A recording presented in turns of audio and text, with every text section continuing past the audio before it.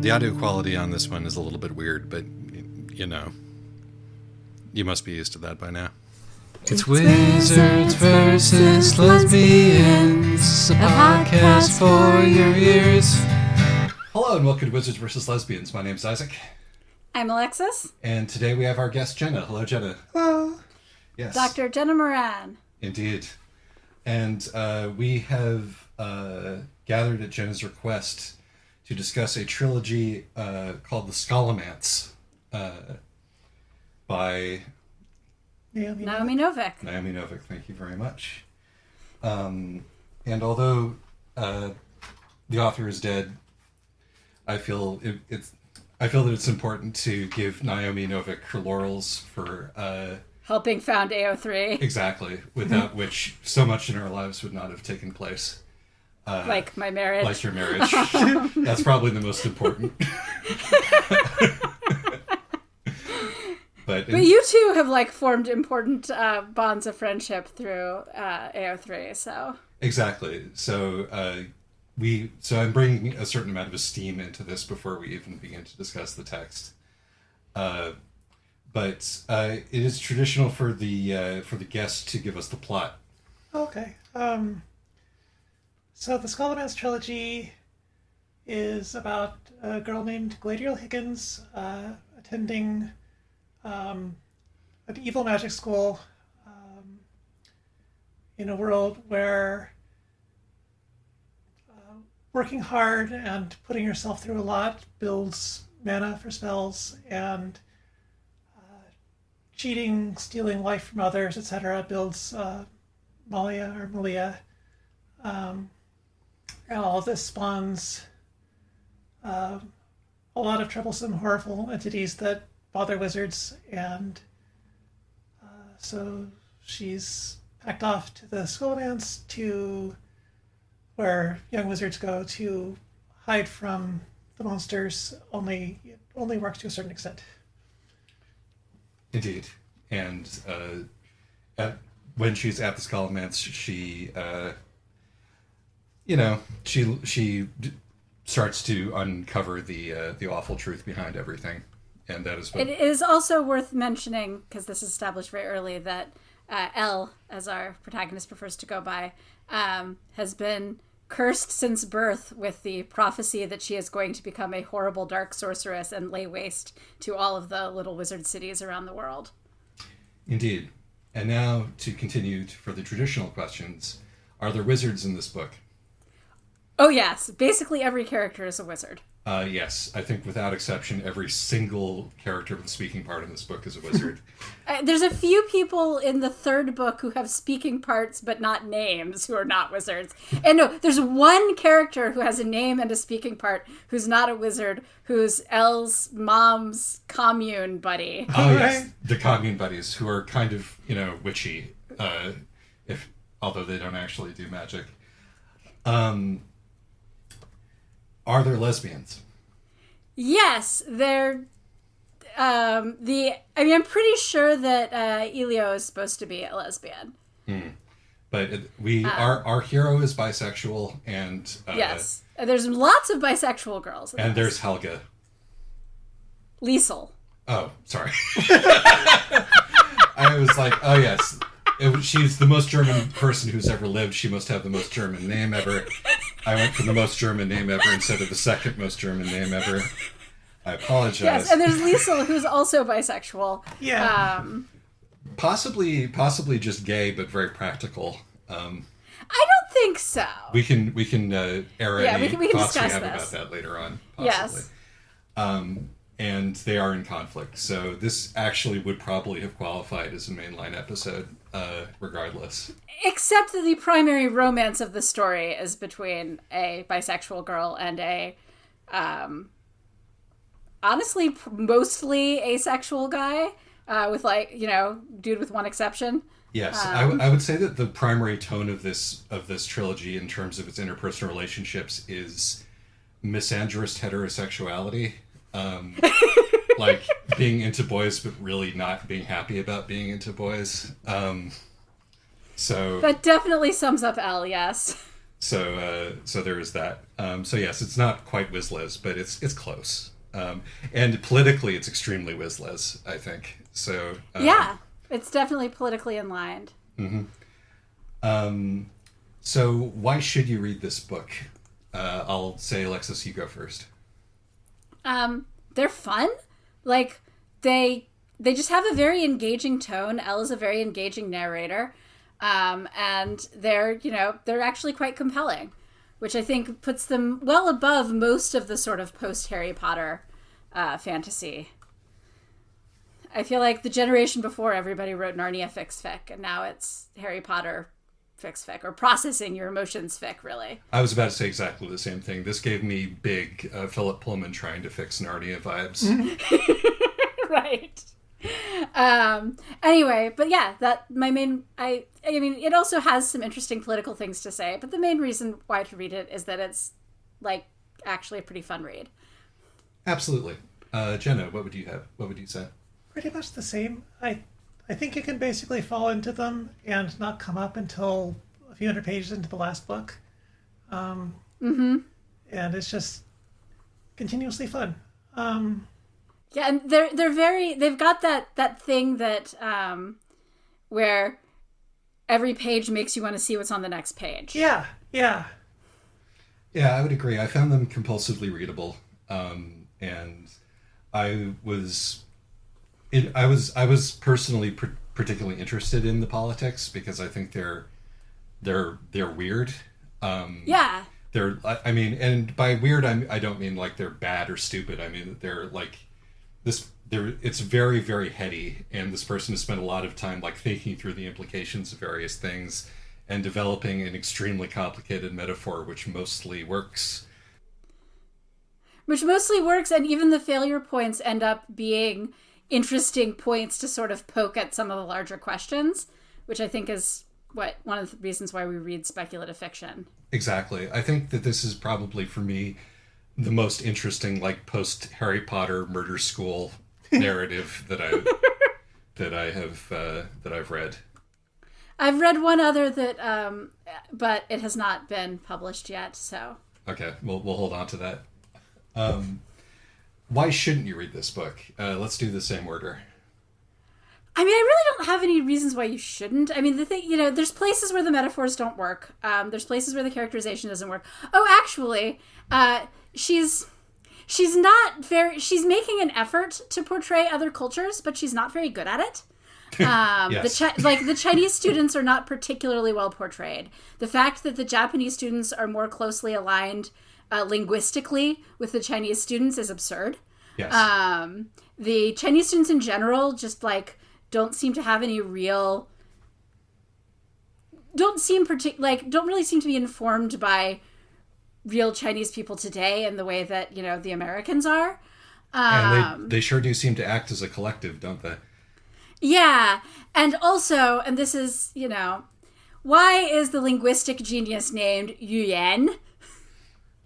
That's Gengo. That's just languages. Her name is Languages. And she's a linguistics genius. Uh-huh.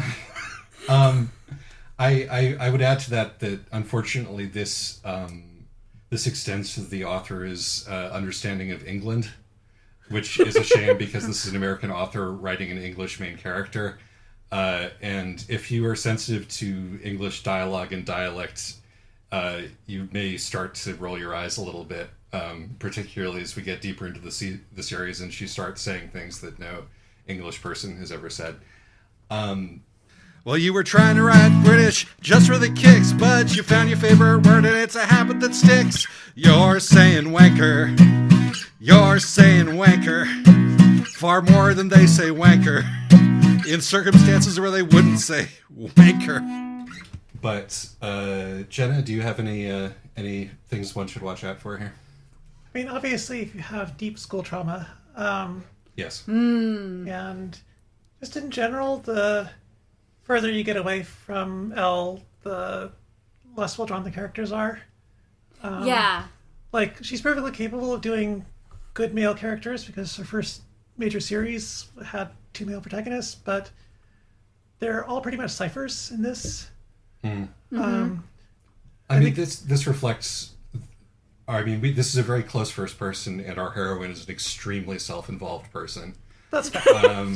But also, I mean, I actually feel like one of Naomi Novik's real weaknesses as an author is that she's much better at writing compelling relationships between women than she is at writing compelling romantic relationships. And this book is really no exception. Like, Elle and Orion's relationship is more interesting than most of the Naomi Novik heterosexual relationships I've read. But still, like, Elle's relationships with Leo and Adya and even Chloe are just more interesting and complicated. Yeah, I haven't had the benefit of reading any of Naomi Novik's other work, but the men do not. This is one of those books where I would have liked a token decent man who wasn't Alfie or Orion. Or Balthazar. Sorry? Or Balthazar is... Balthazar. Oh, no. Oh, we're going to argue about this one for spoiler zone, Jenna. I would say that as I said before, this book doesn't like men very much, and you can argue about whether that's the main character not liking men very much, but as always, there are perfectly valid reasons for this, but if you don't like that, you might not enjoy your experience with this book. The thing is, actually, this one has a few, because this one has, again, speaking of definitely kind of fandom, character archetypes, but as Ibrahim and, what's his name, Yaakov?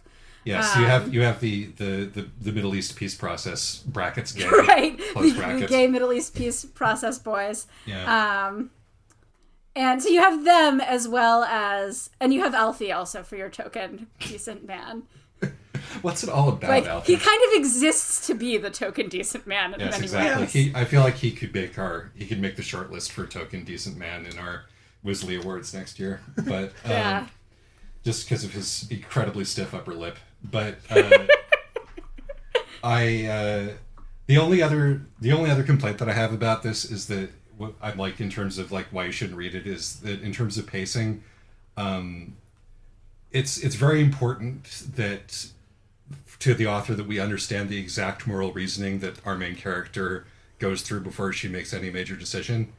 And unfortunately, that means that she will often spend like pages having an internal dialogue about what the right thing to do is, like in the middle of a life or death battle situation, which can be frustrating. I honestly didn't bother me very much because I can understand doing that. Again, I feel like Galadriel is an incredibly well relatable character. But yeah. But also, it's not even just that, but also part of the sort of running joke of the books is that every single time she's in a life or death situation, she has to spend 5 to 10 pages hand-wringing before incredibly grumpily doing the right thing. Yes, this is also on purpose. And, your mileage may vary with that. But that's pretty much those two things are pretty much my only complaint. I had a really good time with these books. So let's talk content warnings before we get into it. Obviously, school trauma, as Jenna said. Yeah, absolutely. There's some body horror. Yeah. Mouths are pretty classic, tentacly body horror. Yeah, no, I mean, there's a lot of like really, people basically get put in hell, but in real life while they're alive, in this book. Yes, there's a fair amount of gruesome deaths of non-named characters, or named but only about 20 pages ago, clearly just so that, red shirts, basically. I'm going to use more fandom terms in this podcast, as, I'm sure Naomi Novik would appreciate. Mm-hmm. But, so a fair amount of of teenagers die horribly.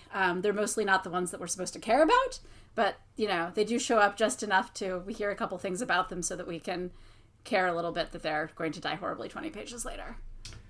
Gal's first encounter with the Monmouth is really sexual assault coded.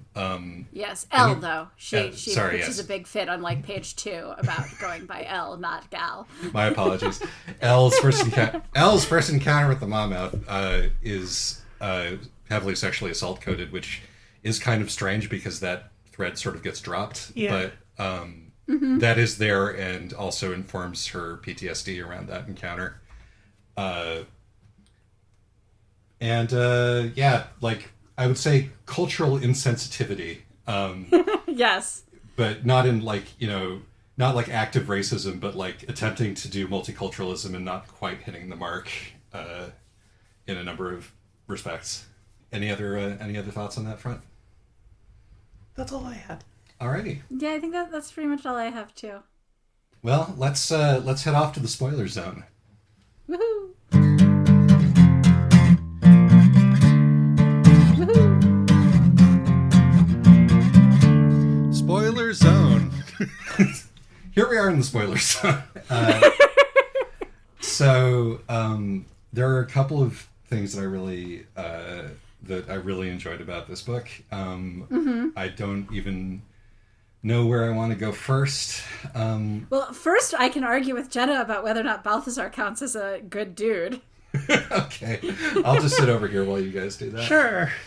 Jenna, I want to hear your case for, because it would never would have occurred to me to put him on the list of good dudes. So I'm curious why you put him there.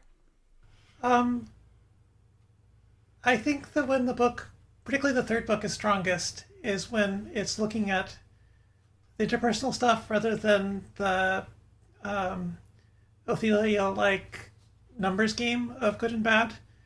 Mm-hmm. And accordingly, it really was very strong for me that he had his priorities with regards to Orion. Like, that he was so desperately hungry for to see his kid humanized. Yeah, I'd find that a lot more compelling if he weren't complicit in the, like, in the what was done to his kid to make his kid so dehumanized.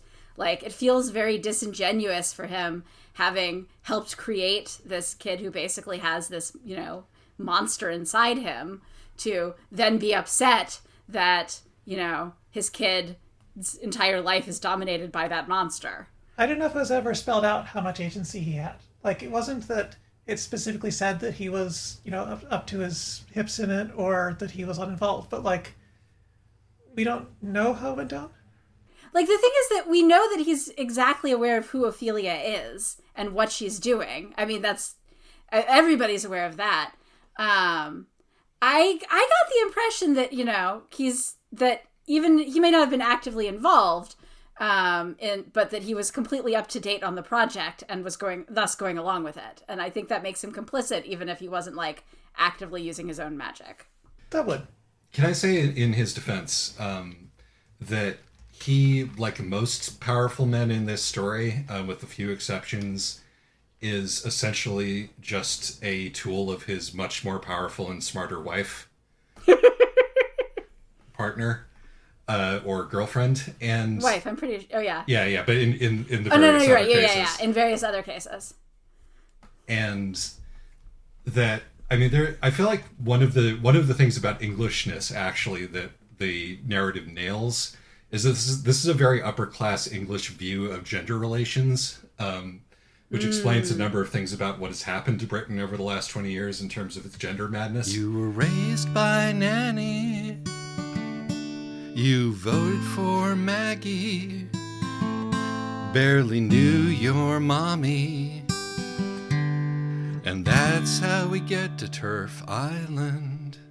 But, like, there is this sort of general feeling that, it is a matriarchal society, in fact, if not in de jure. And that, I don't think that he could have stopped her if he'd wanted to. But then again, I also don't think that he wanted to. Right. Like, because could he have stopped her? No. Could he have said, I'm not going to be any part of this, and gone to any other enclave? Absolutely. And going to any other enclave would have been complicit to, like, Orion wasn't a especially bad case. I think that's actually one of the weaknesses of the book, is that he was, if anything, better than most of what was going on.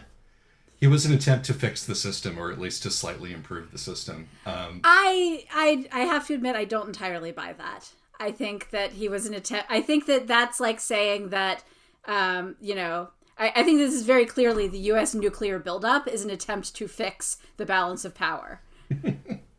Well, let's talk a little bit about the political underpinnings. Of yes, the we book. do not have to keep arguing about this. I just, you know, it was a good place to. I wanted break us the to all ice. get to lay out our positions. Yeah. So, so this is we've got ourselves a bit of an Omelas situation here. I think that you know the much misinterpreted or bowdlerized he who walks away from Omelas has once again been rendered extremely literal in that It's those who walk away from Omelas. Dummy.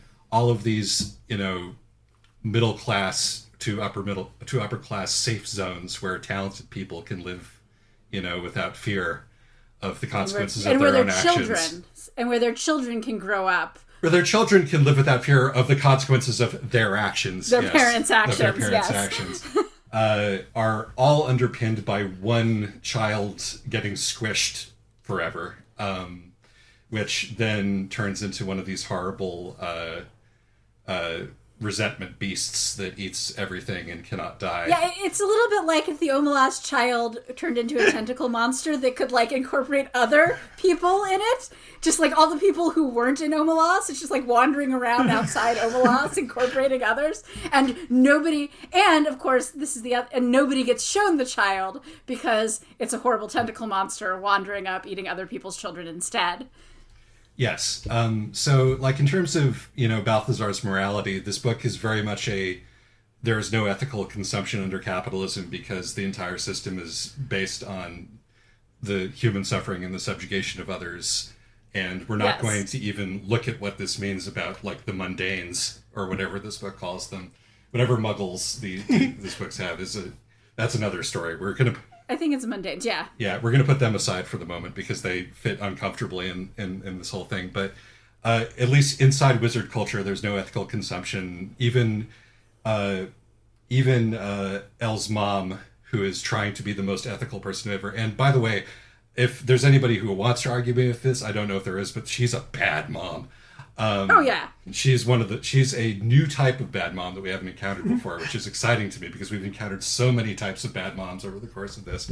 But there are a few things about her that were very, very familiar to me specifically, which I... Right, no, this is like the hippie bad mom who's going to make her individual political choice, you know, her politics a matter of individual choices, and those individual choices are mostly, like, the consequences of them are mostly going to fall on her child.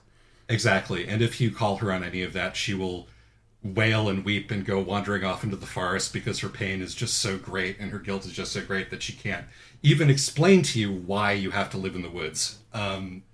So there is that. But anyway, point being, no ethical consumption under capitalism. The Scholomance, the school system, is based on a lie. But the interesting thing that the book says is that the lie itself has power, and this is a sort of a more perfect union liberal kind of a thing, you know? Yes, and that's a real running theme throughout the book, is that the noble lie can still have power because the next generation, you know, sure, the generation that came up with the lie doesn't believe it, but if they really want to sell it, then sometimes some of their children end up believing it.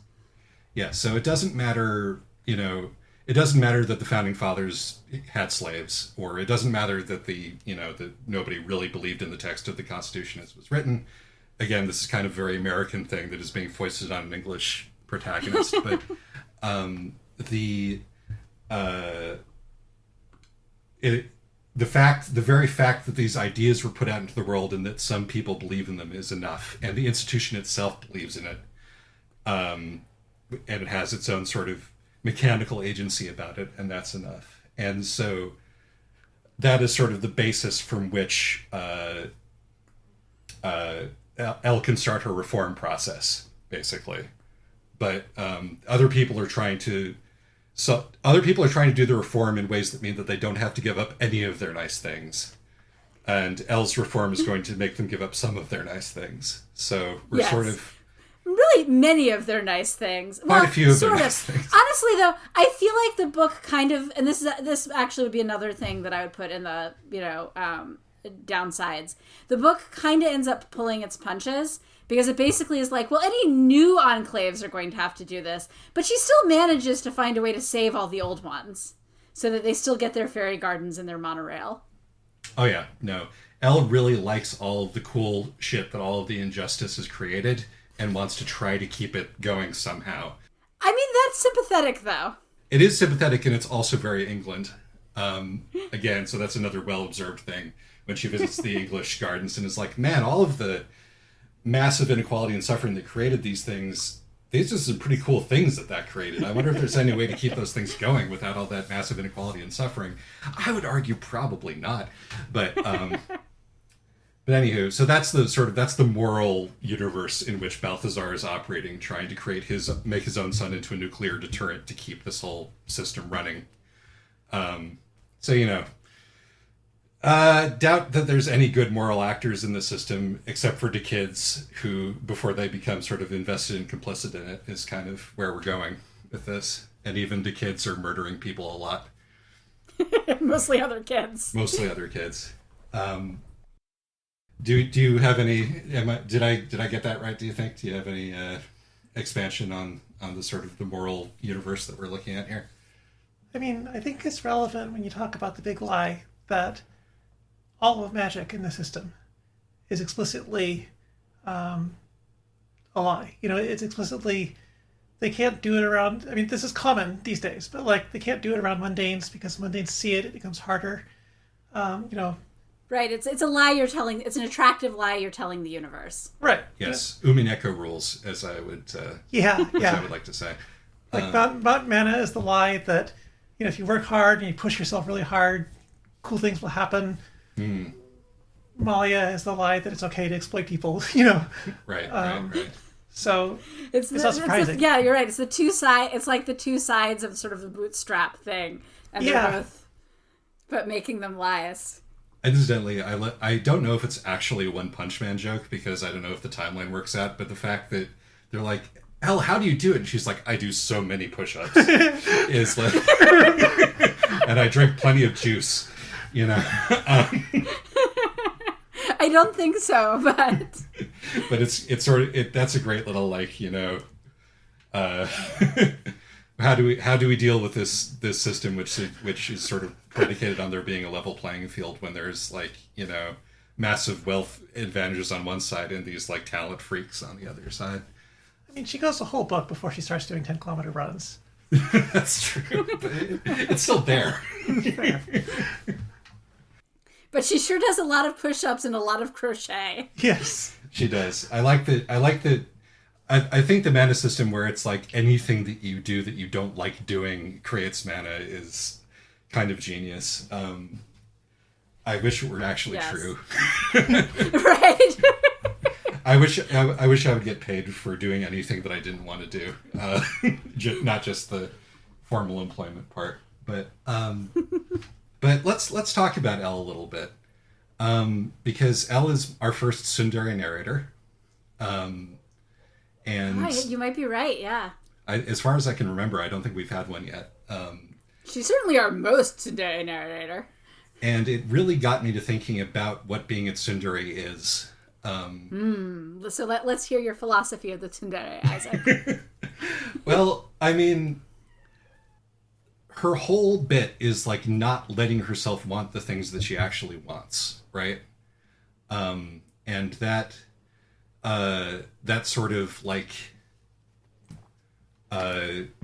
ramifies throughout everything in her life. It is definitely the way that she approaches romantic relationships. Yes. But it's also the way that she approaches friendships. It's the way that she approaches like being in culture and society. Asking for help. It's the way that she approaches like liking the gardens. You know, it's like I don't want to live in prosperity and peace, Babaka. I don't want to be safe. You know, you pervert.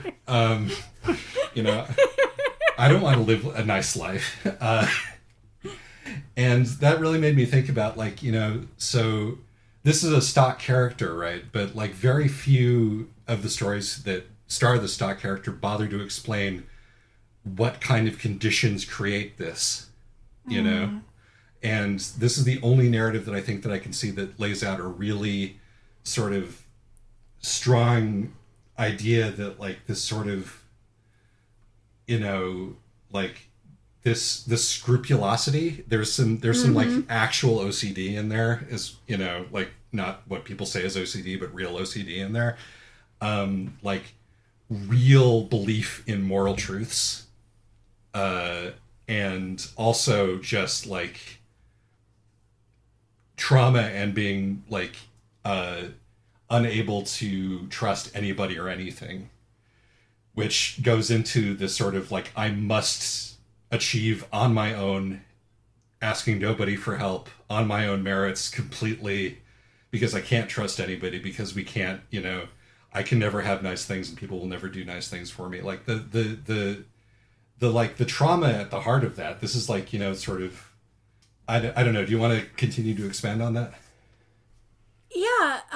So, I mean, I think you're right. And it's good that you pointed out that her mom, you know, ways in which her mom is a terrible mom earlier, because you really can see the ways that she was brought up to believe that her individual actions are, you know, really are the, you know, the moral foundations of the universe, basically. That, and I mean, to some degree, the book agrees with her. She's so powerful that, you know, that even Liesel eventually is like, no, she's right. She can't be selfish. But at the same time, you know, it makes sense that she's raised on this commune where every single decision you make has, you know, this great moral weight to it, that she feels like asking for help or having friends or, you know, like accepting an extra roll when she didn't get breakfast, you know, is like the slide into becoming an evil mastermind.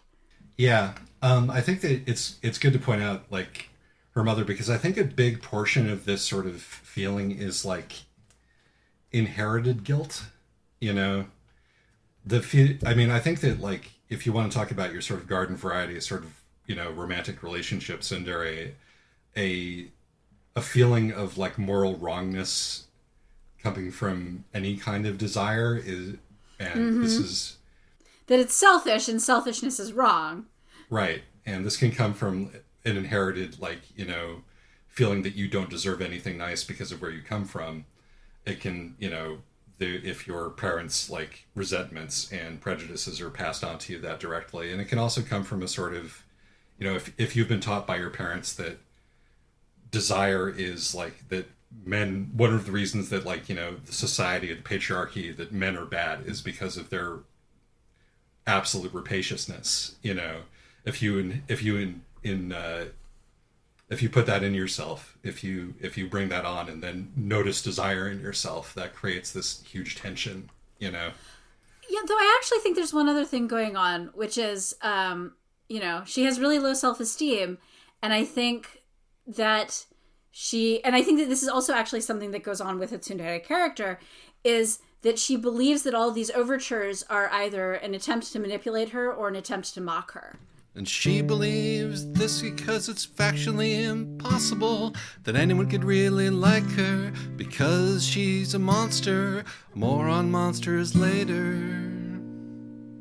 And if you think that every friendly overture is, you know, is basically just setting you up, is a deliberate attempt to set you up for your eventual humiliation, then there is going to be this, you know, I don't even like you, Baka, that, you know, reaction of, you know, really craving human connection, but also feeling, you know, showing ostentatiously that she can reject it so that, you know, nobody can make her look stupid.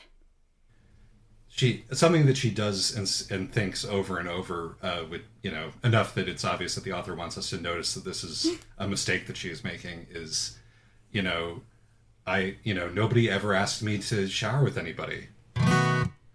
In the Scholomance, this isn't a sex thing. It's a being safe from shower monsters thing. Or with them, you know, to watch my back. Nobody ever gave me presents. Nobody ever invited me to be part of their thing.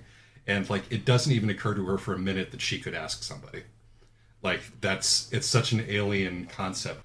No, I think she's actually... I think you get the impression that she did actually try to reach out. She has a couple of throwaway lines. Like, she says that she tried to go for maintenance track and nobody was willing to give her that job, and that, you know, she had occasionally, you know, asked if she could borrow somebody's dictionary or whatever, and had always gotten rebuffed. So I do think that she had made some attempt. I mean, I think that it was at least implied that it would have been more difficult than usual for her to pass that first step of human interaction. I certainly didn't wind up feeling like the problem was her lack of initiation there. I do think that the book tends to agree with her that all selfishness is the same, all evil is the first step towards the plummeting off the slippery slope. And that can't help. Yeah. I mean, the book does posit like a world system in which any selfish action is a stain on your soul. And this is one of the biggest problems with the third book. Yes. Yeah. It's sort of, I mean, the thing is that that we're very interested in tracking the implications of all these ideas, and that does mean that the book does show you, like, point directly to the parts where the metaphor breaks down. Yeah. That was literally the part where the ride stopped for me for the first time, is when Ophelia Lake is giving, you know, a fairly standard corporate perspective, which is that it's all down to the cost of individual actions. You know, it's nothing to do with the big actors. It's all individual actions. But, like, what gets skipped over is the fact that hurting people is wrong because people have interiority and they will suffer. And that, you know, cheating is wrong because either it will affect someone else or it will affect you at the very least. And instead, it's just like, the book doesn't give anything but Ophelia Lake's arguments. So it's basically bad as a number on a spreadsheet. Yeah. No, yeah, that's a good point. I'm with you on that point. And I think part of that is just because that is as complex as Elle's moral universe is. I would say that deep down, like, her deep sense of, like, you know, fairness and doing right and doing things the hard way is mostly about I didn't get to do it the hard way. I mean, I didn't get to do it the easy way. Nobody should be able to get to do it the easy way. You know, if I, and definitionally, by the way, one of the most special people in the universe, if right. I didn't get to take the shortcuts, none of you get to take the shortcuts either. Which is frank. I mean, this is, you know, gifted child's narcissistic, like, you know, I'm the center of the universe stuff. I've been developing the theory of the gifted child ever since I was a gifted child. It's about the narcissism of the gifted child, the self-centeredness of the gifted child, the egotism of the gifted child, the perseveration of the gifted child, the narcissism of the gifted child, the drama of the gifted child. Yes, it's the narcissism of the gifted child, the self-centeredness of the gifted child. It's which I think this taken as a trilogy, like, this book is a really good portrait of the kind of mindset that can create. Yeah, actually, that is kind of another flaw in this book, is that it kind of has the Ender's Game problem of saying, but what if it really just is like that, being a gifted child? What if you really are that special? Well, I mean, this is a question that I asked over and over again reading The Nightbird's Feathers. So it's like, you know, what do we do about these child soldiers? You know, when you have given them they have set themselves the task of saving the world. You know, it's like, can you say no? In fact, Ophelia Lake, who reminded me a lot of Joyce Messier from Disco Elysium, she totally does. is right. You know. Or are you going to upend the world through violence simply because you're so angry all the time about how unfair everything is? But anyway,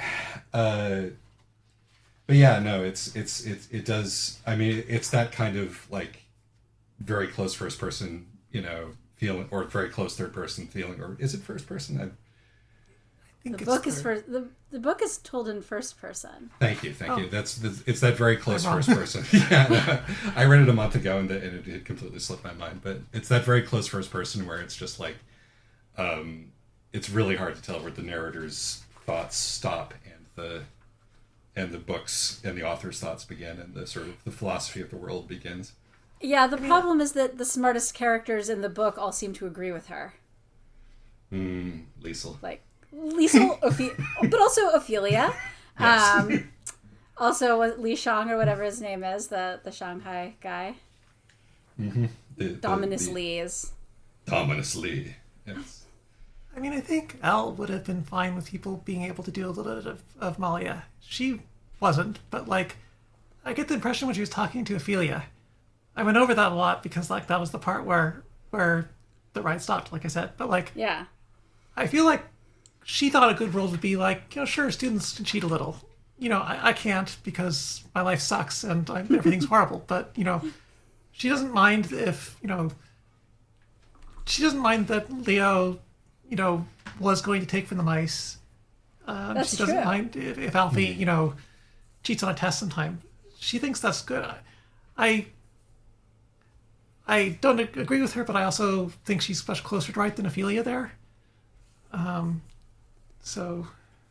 Yeah, no, You're right, actually, that Leo is a good example of how Elle is a moral absolutist when it comes to her, but she's willing to forgive Leo a lot, even before Leo gets the spirit cleanse. She's like, I know that this girl is doing some kind of evil dark magic, whether that's, sacrificing small animals or something else. But on the other hand, she's willing to occasionally let me borrow her dictionary. So. Yes. And she's a girl. Let's not. And she's a girl, right? I'm not sure why I keep harping on the gender of it all. Maybe the ultimate himbo has made me a little defensive. But, and it's also, I mean, Elle does have a real sense of, yes, sometimes you have to, you can't actually put heavy moral judgments on people when they're doing what they need to survive. Part of why she's so, harsh in judging the Enclave kids is that they don't need to do these things to survive, and yet they still do. Yeah. It is an interesting sort of there is a kind of I think this is an intentional thing, and it's a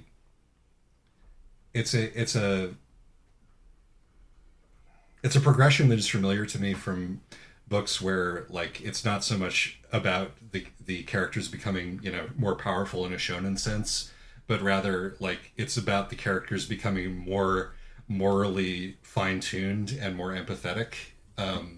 This is kind of like the Undertale progression, where you are meant to be able to sympathize with less and less pleasant people who are trying to kill you for various reasons. That's also Terranigma. Yeah, no. This book is also Taoist. Anyway. Sorry, Tell us again what Taoism is, Isaac. No, I will not. The Tao that can be described as not the eternal Tao. Actually, if you analyze the grammar there, it's if the Tao can be spoken, then it is not the ordinary Tao. Anyway, yes, that's Classical why I tried Chinese to, has an implied if-then. That's why I tried not to say that out loud. Anyway. Point being that there's a definite I have to save myself. That's moral imperative A, and she has plans for how to be selfish and to just save herself, but she can't do it. So that goes to moral imperative B, which is I will save myself and my friends, and that goes to moral imperative C, which I will save myself and my friends and the rest of the senior class, and that goes to moral imperative D, where I was like, is she going to get to moral imperative D? And she does, where it's I'm going to save all the students, all the wise and gifted children of the world.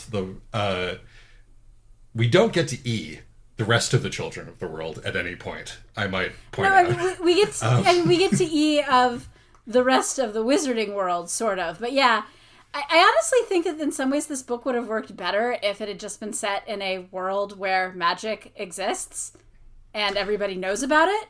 Yeah, but then they couldn't trying have to done... have this secret society thing. But then it couldn't have been a Harry Potter fix-it. I'm just, yeah, well, you know, I think that this book would have been slightly better if it could have just transcended those last bonds. And his dark materials would have been better if he hadn't had to bug up his ass about Narnia. He wouldn't have had to kill God or whatever the fuck that was all about. I don't know. I feel like that was kind of the point of his dark materials. So it was not as entertaining as the part before he got to that point. But anyway,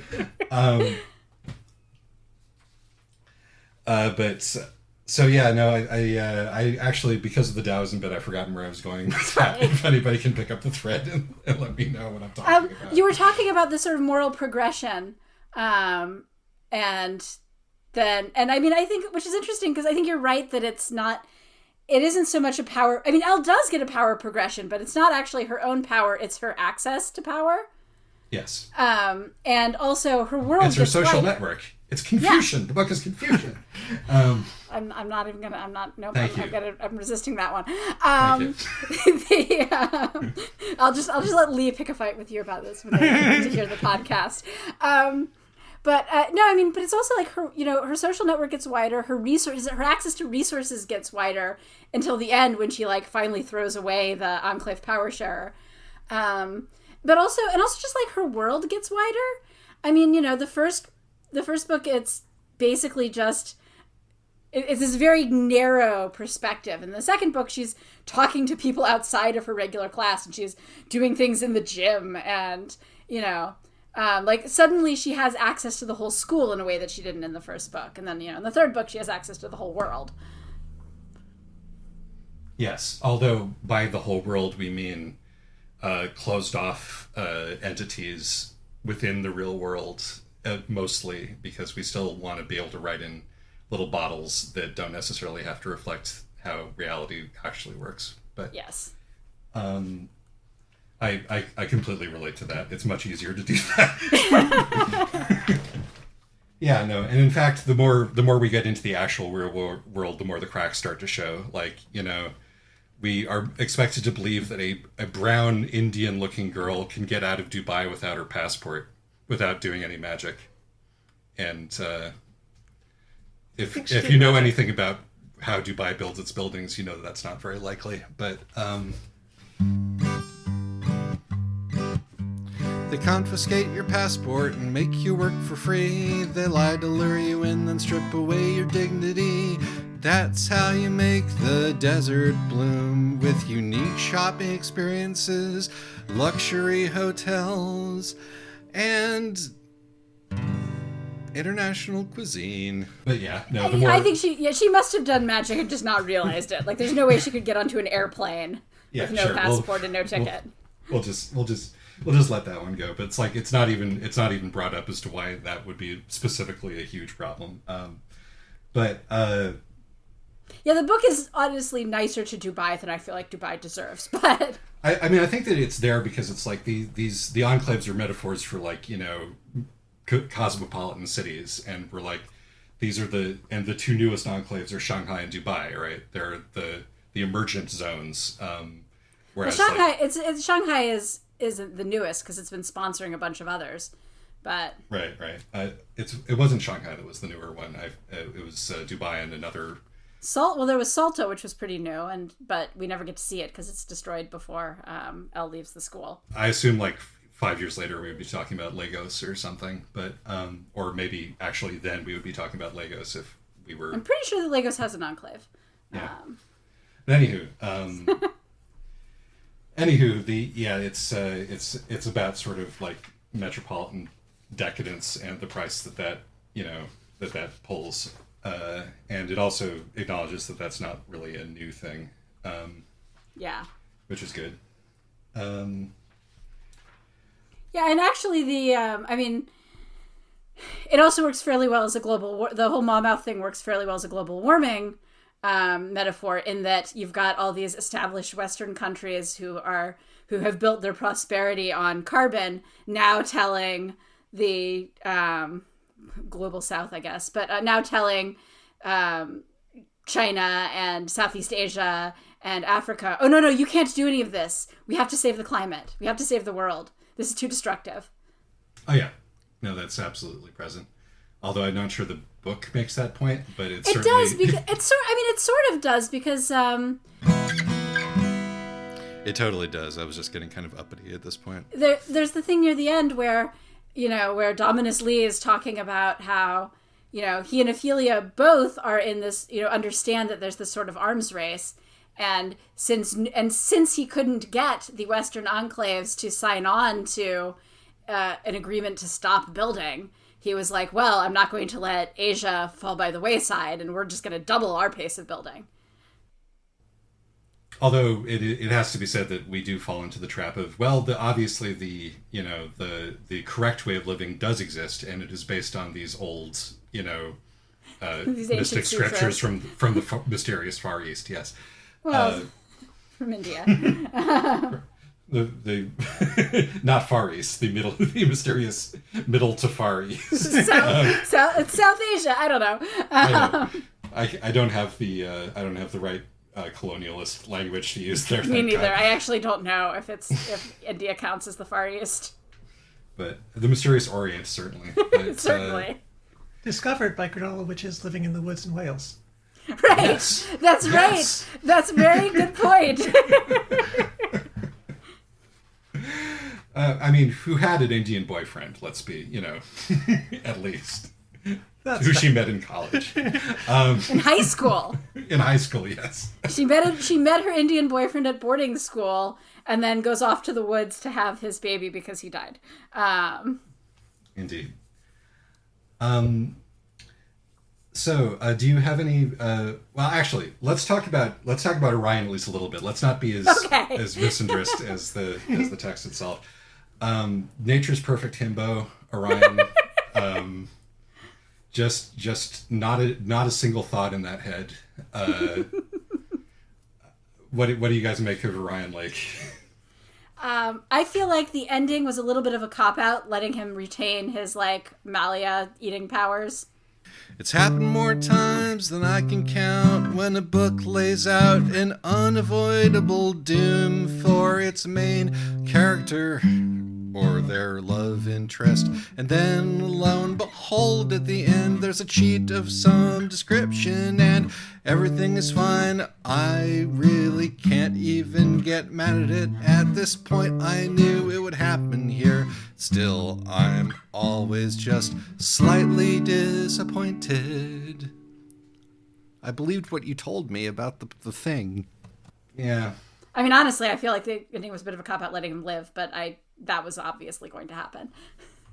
It was weird because, the scene where they let him live went from making me cry to making me gag in about half a page. Yeah. Yeah. It was like, please stay. And it was this human connection moment. And then it was like, let's all clap for Tinkerbell. Right. No, it's the Prince from Mutan all over again. No, we need you to save the world, you simple object, you. We're going to continue to use you that way, incidentally, even though that's been, located as the locus of all of the bad things that have happened. But you are who you are, so go out there and be, and be the hero. It is sort of strange, Orion Lake must exist, but we don't like that he exists. But he still exists, and we're not going to get rid of Orion Lake because we still need somebody to go out there and do all of the soldiering. She's ruling the world by protection racket, essentially. So he's like her mafia enforcer. Well, no, he's mostly not. He's mostly going to stay at the school and protect the kids. So right. She's going to go off running her protection racket. She and Liesl never do have a conversation on screen about whether or not they're going to continue their arrangement, but I like to think they do. I like to think that Liesl just has her ever-growing polycule of powerful people. I think that one of the funniest things that in this book is the elaborate chocolate cake metaphor, where yes. Where Elle, as befits somebody who grew up in a touchy-feely granola commune, is entirely sure where she stands on the Kinsey scale, And then just all of the sex in the book is like hot lesbian sex between her and Liesl. It's like, no, honey. Actually. Yeah. Right. I mean, there's the whole thing where,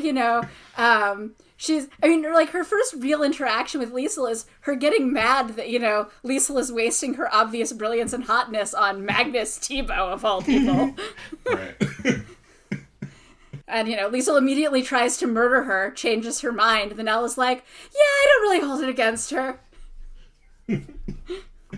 Yeah, no, I would bet even money that their arrangement continues unaffected. But yeah, there isn't really much to say about him besides like that, because he there's a lot of like, sadness about the fact that he was never allowed to develop a personality, but he was never allowed to develop a personality. And so also like the metaphor for what happened with him got too tangled. Like, yeah, you can't have, if you take, this metaphor for, endless consumption, endless capitalism, endless, wealth devouring everything, and then you make it a person. The most you can do for sadness is that he's like a first world kid who discovers that his life is built on a sea of bones and blood, but that's not that sad. That's, bummer. And that's already out Right. anyway. Yeah. And that's Alfie. Yeah. Yeah, that's all of them. But like, Right. and it's made special because it's tied, to all the visceral imagery of the mouth. But ultimately, he's mostly fine, except that he's metaphorically dead at the end. Maybe the way to have handled it would have been for him to have become an actual Monmouth when he attained his true powers, and then he's just sort of sitting, being a blob monster, but he's still their friend. I mean, that would have certainly been a more interesting ending. It's like, no, this isn't right. He's a good Monmouth. He doesn't eat people anymore. I don't know why this book makes me think so much about, like, various kinds of weird gender war stuff, but, like, it does make me think, well, that it's, because of the role that Orion plays in the book, it does make me think that in addition to being a metaphor for, like, endless capitalism, consumption, greed, and growth, he's also a metaphor for the the animal appetites of men, specifically for endless greed and growth. No, that's definitely present. You're absolutely right, because there's the thing. I mean, as you say, like, the initial Monmouth encounter is sexual assault coded, but then when she finds him when she goes back for him in the school, and he's like trying to push through her shield, like, that's also very like sexually predatory coded. Yeah, he's gone mad with his man lust at that point. And I think I don't think that's true. I mean, just as a man, I think that we're not like that mostly. So maybe not even, okay, let's leave that.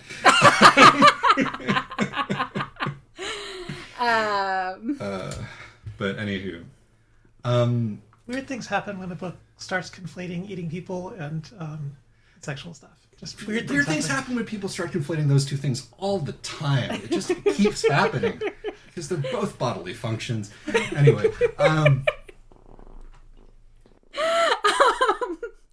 yeah. Okay, so let's talk about Liesl. It turns out there's not actually much to say about Orion. Other than amazing, though. There really isn't. Like, the appearance of Liesl was the point where I started pivoted a little bit about what I understood this book to be, because I was like, up to the point I was like, well, all these students, this is a very like multicultural cast, and even though we're not getting a lot of depth from people, we're not getting like, oh, this is the Chinese person who does the Chinese stuff, right. Until we got to Liesl, who is the German person who does the German things, and then we got Alfie, who's the English person who does the English things, and so on and so on from there. But I was like, oh, okay, we're painting in broad strokes here intentionally, and I accept that. That's the world that we're living in. Fine. That's certainly something that Harry Potter did, and so I was mostly just being like, surely this can't be a real main character. This funny German stereotype. But then, in fact, she turns out to be like possibly the best character. Yes. in the whole trilogy, which took me by surprise, pleasantly. Her bid on becoming popular. I know, like stunning. that was definitely the moment where she won me over as a character. Yeah. It felt like this, like, pure id coming out, you know? It was like, it's a character who had been set up to speak, like, the truth, you know? But yeah, no, she has absolutely, this is a person with incredible personal strength, absolute, you know, no self-doubt whatsoever, an unshakable moral framework of the world, which involves essentially the strong surviving. And Mostly so that she can avenge her mother. Mostly so that she can avenge her mother, but she sort of just puts that down at some point, being like, well, okay, I'll do better. Which is also amazing. Yeah. Right. Which is great, right. I mean, it's very in character for her to be like, to carefully think about whether she's going to give up the thing that has been driving her for her entire life, and then be like, actually, no, this is a better thing to do with my life, and then go do that. Liesl is such an aspirational character. Yes. You know, not to mention the voracious bisexuality. You know, Yes. but, I know, but Liesl is so rational that indeed, like, because normally with the character who's revenge driven, you have the speech of, no, you could use your life and talents for so much better things, and they go, no, I'm going to pursue revenge. And Liesl is, you know, so calculating and intelligent that she goes, huh, yeah, I guess that's true. All right. well, Lisa also like sees tropes coming and dodges them. There's Right. that whole which part of the book that I love where like Elle thinks that she's going to tell her that like my sister died in the Scholomance and that's why I'm dedicated, and she's like, you think that, don't you? That's Adya. That's Adya, not Liesl. Oh, sorry, that's Adia, not Liesl. My bad. Yeah. But I also really like that part. But Yes. No, that's also great. Like, Adya is also a great character. And so is Leo, actually. Even, you know, like, all the women who surround Elle are all great characters. yeah, the core group of girls are very cool. The only problem with Leo is that she got written out, and they even lampshaded it after she got rescued. Yeah, and that was really annoying. You know, you're absolutely right. Especially because, like, she's actually, you know, part of it almost feels like, you know, part of it is that her role was to be the smart one until Liesl shows up. You know, like, because Leo's the one who figures out, like, comes up with the idea of the honeypot. Leo's the one who comes up with the idea of applying the honeypot later to bring all the monsters into the school and then blow up the school. Like, a lot of this, you know, she's doing a lot of the thinking and planning, and then Liesl sort of shows up, upstages her, and then there ends up not really being as much of a narrative role for her, which is too bad, because I liked her as a character. I will say that Leo also has the distinction of being a person who is genuinely romantic and into boys, which means that she loses points. No, Leo's the one who gives up, who... Damn, I'm getting them mixed up again. Yeah, so, because Leo's the one who thinks that, this might just be that you're not keeping track of who all the Chinese students are, because they're not very well differentiated. I thought that she decided to not go for the one boy and went for the other boy. No, she decided to not go for the one boy and to go instead for the brilliant girl, whose name is Languages. Oh, right. Okay, never mind. I take it all back. I'll just edit that out because that just made me look dumb. Readers, since I'm not actually going to edit that out, you'd be surprised how often I do this. How often I say stupid things and you don't get to hear them. But anyway. We did mention it's been a little bit since you read the books. Yes, it has. And it is, again, hard to keep track of all the Chinese characters if you... If you don't know that their name is Languages. Right, exactly. Like, Yuyen is really stuck in my mind. I will say, in Vic's defense, that I've seen people say that Elio, which is, which one of the ways you could read it is just 1-6, is a dumb name and nobody would ever give a girl that name. But I actually went to college with a girl named Elio, so that one's actually not as bad of a problem. Even if Naomi Novik can't quite tell what her, like, is her name Guo Elio? Is her name E Leo? I get the impression that sometime between books 1 and 2, somebody pulled her aside and was like, actually, this is how Chinese names work. And that's how she went from being surname E, given name Leo, to surname Guo, given name Elio. Everybody just calls her Leo. Mm-hmm. there could be that sort of like backing away from that character in that I should have done more research. I will instead be writing more for my cartoon Europeans. Because like that doesn't happen until like halfway through the third book. Like it's too late at that point. I suppose that you're right. Also, she's a lot more creative than Liesel. Liesel is... Yeah. Yeah. No, that's true. Leo is brilliant. the creative writing track. Indeed. I did like the use of music, by the way, in this book generally. And the sort of the singing and the improvisation as spellcasting. Felt, real and true to life. The spellcasting and action scenes in general, I thought actually were quite well done. Yeah. I could generally follow the action in the action scenes and visualize it fairly well. Well-written action scenes are rarer than they should be. Mm-hmm. So, are there any other like broader things that we want to talk about before we go into little notes? I think we've covered everything I had. Excellent. Ditto. Cool. Then I'll just go through some of the notes that I've written here. One of which is, am I going to have to talk about Danganronpa, which thankfully I didn't. Do you know that our hero is Rose Lalonde? Sorry, Alexis. Oh no, we're resetting it again. Upon being joined at the lunch table, our hero shows more emotional maturity about getting othered than J.D. Vance. And so on and so on and so on. I mostly wrote a bunch of jokes as far as I can see in these notes. I will say that the thing that I really did feel for Orion is the, being the like this is actually one of the parts of the book where I feel like the sort of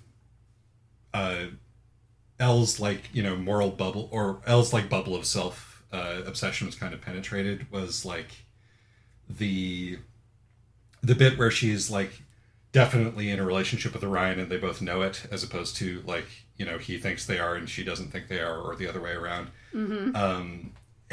But she's only in a relationship with him when absolutely nobody can see it. Because I almost think it's like her habitual like self-sabotaging nobility is what causes this, not like any actual shame. Mm-hmm. Or strategic thinking. It's just so ingrained in her to not allow the vulnerability of being seen holding hands with the dude. But it's clear that it's hurting him, and she actually notices that, which I thought was actually a really sort of a sort of one of the brief acknowledgments of how like trying to be friends with somebody who's this closed off and proud can really like do a number on you, because of the weird rules and the lack of emotional reciprocity. Mm-hmm. So I thought that was well observed. Yeah, and they were a really cute couple for that brief period of time.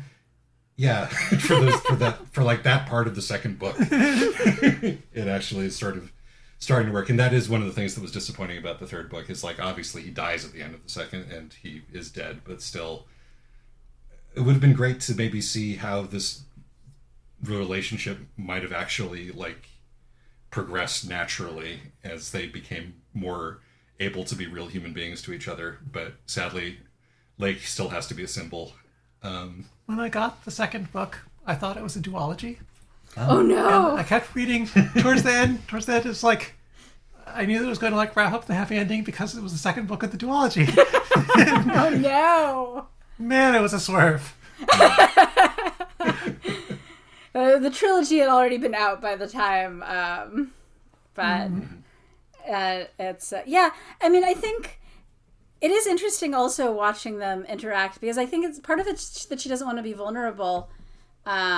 And part of it is that she has so much locked, like, tied up now in the idea that she's a loner, and that, nobody's will ever be there for her in a pinch, that she has to like talk herself, even when she's obviously dating Orion, she has to like talk herself out of this, partly because then because she's kind of convinced herself that the only reason why people are willing to be friends with her is because Orion seems interested.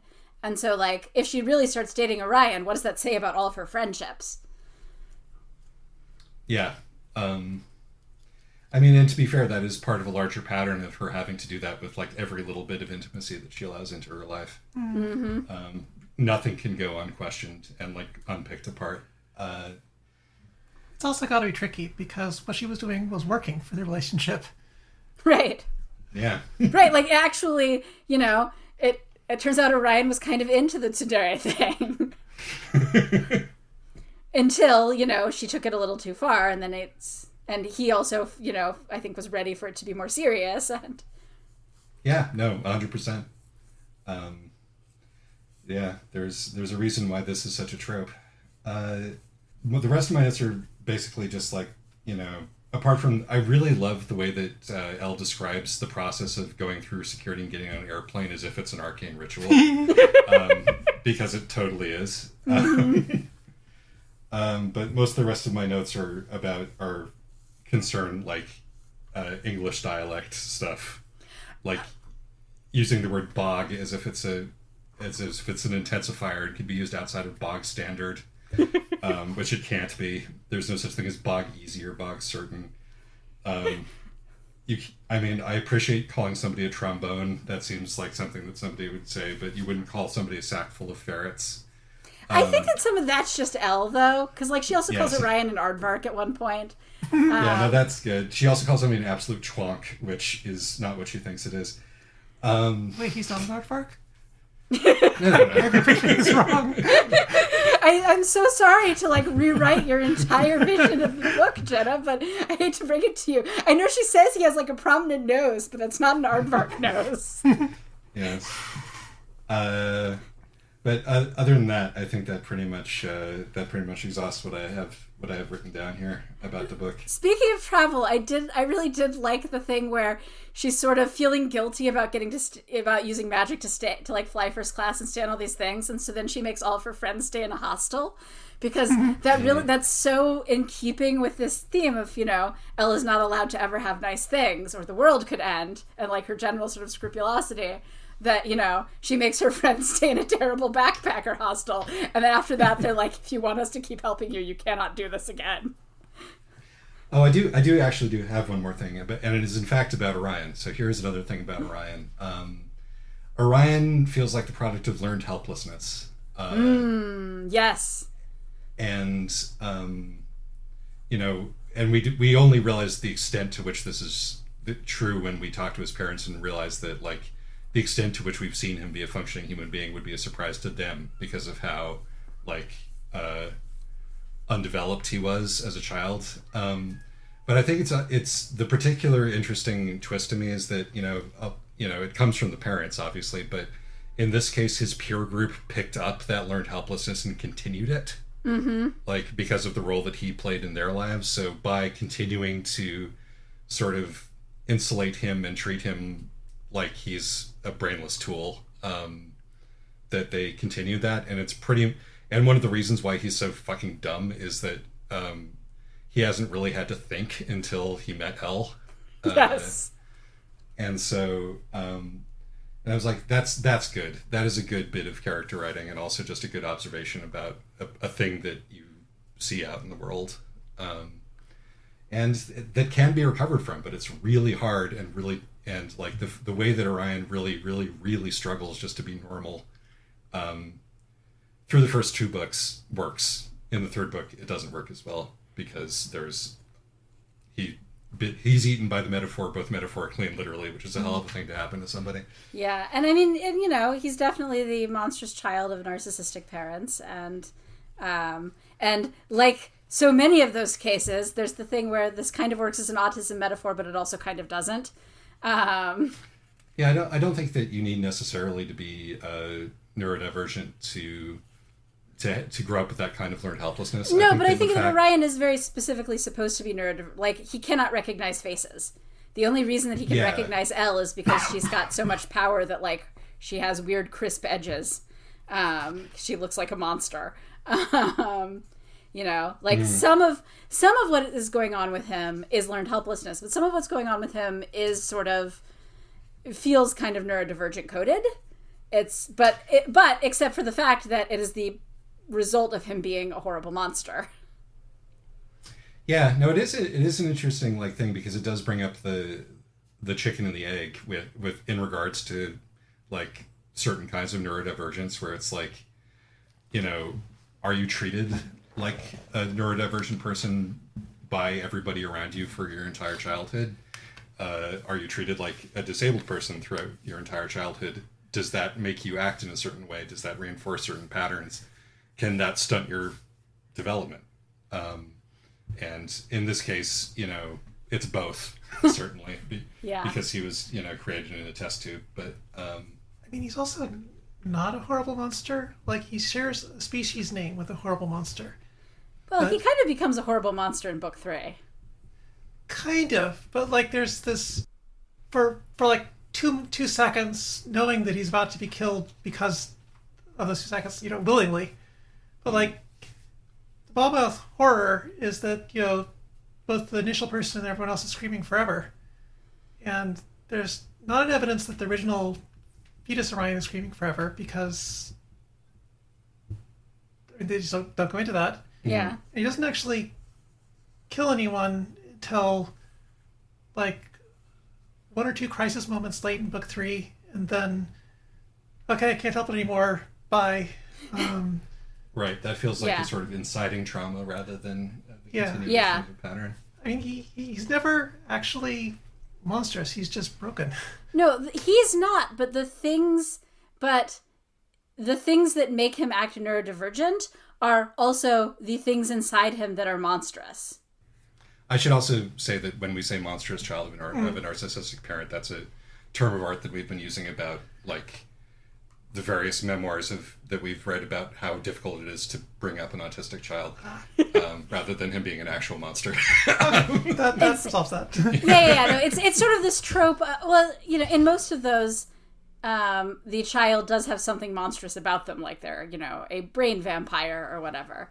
And again, it's not a judgment on the moral character of the child, but it's very much I feel like there's this tendency sometimes to make monster metaphors out of neurodivergence. It's certainly a thing that almost all of, like, these autism coded children that we've seen are in some way coded to one kind of monster or another in these books that we read. And in this one, he shares a name with an actual monster in the world. You know, it's one of them. It's one of them. What do you call them? You know, those stories that are flying around. Isaac forgot the word zeitgeist. Well, you know, and I mean, the thing is that isn't even inherently bad, right? Because you can also write you know, we've also read stories where queerness is made monstrous, and it's sort of it's a bit but of in a sexy way. Well, yes, Yeah. I mean, in a sexy way, but also, like, you know, it's a power fantasy and sort of an expression of, you know, of being othered and being ostracized. So it's just that in Orion's case, the book makes a clear distinction between the part of Orion who loves Elle and is human, and the part of Orion who is like a terrifying monster. And it's very specific that the manifestations of his neurodivergence are a result of the part of him that is a terrifying monster. And it's also male-coded. But yes. I really actually kind of liked the sort of the detail that not all of the granola circle magic in the world could fix him. Yes. Yeah. Taking your sad friend to your witch mom. I mean, I wish I had never done it, but I have. Yeah. And, yeah. Oh, yes, you have. It doesn't turn out well. It just never turns out well. In any case, do we have any final thoughts before we wrap up? I liked when you were talking about when she was taking her friends to the hostel, that, like, she was both... That was the section where she was both picking up all the good stuff from her mom and all the bad stuff. Mm-hmm. Other than that, no. Yeah, no, but yeah.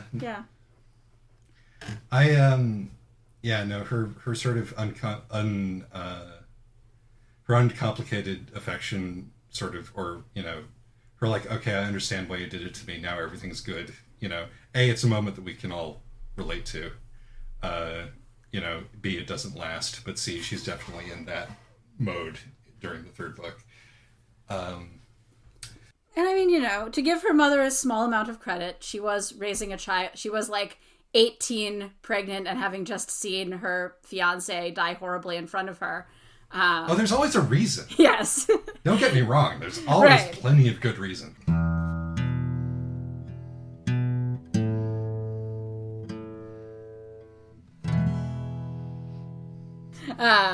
This does not excuse any of her terrible parenting. It's not even an excuse. It's just like there's a whole bunch of terrible parenting happening here for easily understandable reasons that might not reflect morally on anybody involved, whatever the fuck that means. But we do have to acknowledge that it's bad parenting, or else we can't move on from this point. Well, no, Absolutely. it can't be, because there's no Malia being generated. And here we have the problem where the universe here tells us what's good and bad. Right, no, and actually, but that's a really good point. That's sort of an interesting way that the metaphor breaks down, but I'm not sure that it's entirely accidental, because there's points where Elle goes, okay, what this is doing isn't technically generating any Malia, but it's still wrong. That's fair. But I don't think it actually gets explored properly. But, you know, the author at least seems to be aware that this is a problem with the metaphor. Yeah, it's like we've been talked a lot about how the third book doesn't quite stick the landing, but it's an incredibly difficult landing that the author has set up for herself. Yes. She gets really close. And she does a remarkably good job under the circumstances. Yeah. Yeah. All right, All that's right. a good note to end. That's a good note to end Yes. on, I think. Thank you so much, Jenna, both for coming here and for suggesting that we do this book. Yeah. These books, I really enjoyed them. They're both fun to read and interesting to talk about. So, Yeah, good choice. Thank you, Jenna. indeed. And I don't know when this is coming out, so we'll see you for the next episode, whatever that is. Yes. Goodbye. Bye. When I was describing Elle's particular brand of sociological tsundere behavior to Kiana, I illustrated it by using the phrase sexually bathing a crust punk to give her the comforts that she doesn't want. And so I tried to fit that into the episode somewhere, but I somehow couldn't say those words in front of Jenna, so I'm putting them here, where we all have to live with them.